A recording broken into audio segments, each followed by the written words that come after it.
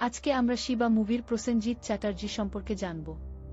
প্রসেনজিৎ চ্যাটার্জি হলেন বাংলা সিনেমার ইতিহাসের অন্যতম এক জীবন্ত কিংবদন্তি এবং সর্বকালের অন্যতম সফল সুপারস্টার, যাকে ভালোবেসে সবাই বুম্বাদা বলে ডাকে। ১৯৬২ সালে জন্ম নেওয়া এই অভিনেতা শিশুশিল্পী হিসেবে ক্যারিয়ার শুরু করলেও ১৯৮৩ সালে দুটি পাতা সিনেমার মাধ্যমে নায়ক হিসেবে আত্মপ্রকাশ করেন।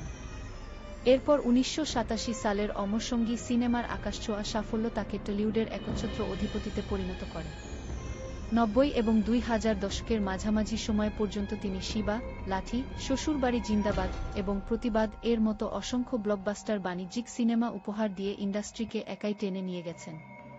পরবর্তীতে তিনি ঋতুপর্ণ ঘোষ, গৌতম ঘোষ ও সৃজিত মুখার্জির মতো পরিচালকদের হাত ধরে চোখের বালি, অটোগ্রাফ ও জাতিস্মর এর মতো সমান্তরাল সিনেমাতেও নিজের অসামান্য অভিনয়ের ছাপ রেখে চলেন।